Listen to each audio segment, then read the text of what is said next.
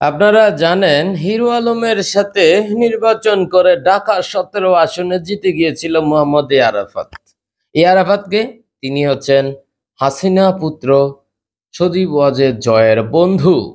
এই বন্ধু খ্যাত আরাফাত তিনি যখন তথ্য প্রতিমন্ত্রী হয়েছিলেন, তথ্যমন্ত্রী নাকি তথ্য প্রতিমন্ত্রী ভুলে গেছি, যাই হোক তথ্য মন্ত্রণালয়ের দায়িত্বে ছিলেন, তখন তিনি অপতথ্য চালাতেন।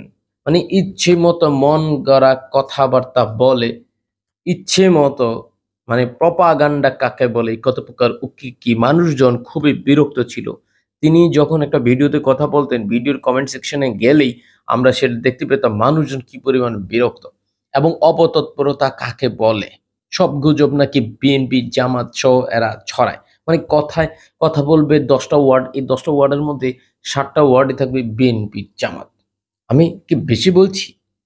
বেশি বললে কমেন্টে জানাই দিবেন। তবে ঘটনা যেটা হচ্ছে, দেখেন ক্ষমতার পালাবদল কত খারাপ সময় নিয়ে আসে তার জন্য।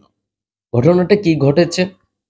ঘটনাটা ঘটেছে আরাফাত এবং তার স্ত্রীর ব্যাংক হিসাব জব্দের নির্দেশ, অর্থাৎ তিনি তার ব্যাংকে কত টাকা রেখেছেন সকল টাকা একদম জব্দের নির্দেশ দেওয়া হয়েছে। এখন ঘটনা হচ্ছে, আপনার কাছে কি মনে হয়, এই যে পতন হয়ে গেল, পতনের আগ দিন পর্যন্ত তিনি কি কোনো টাকা উঠাননি?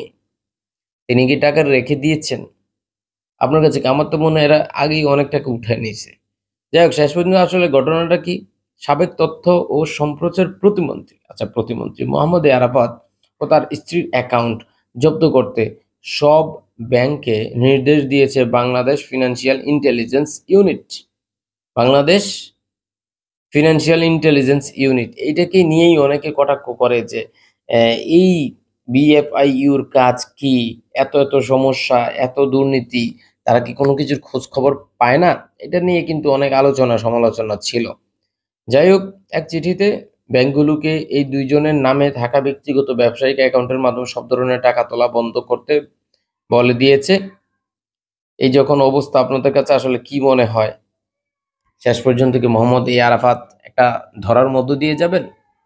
এই তথ্য প্রতিমন্ত্রী সম্পর্কে আপনার যদি কোনো মতামত থাকে কমেন্টে জানাতে ভুলবেন না।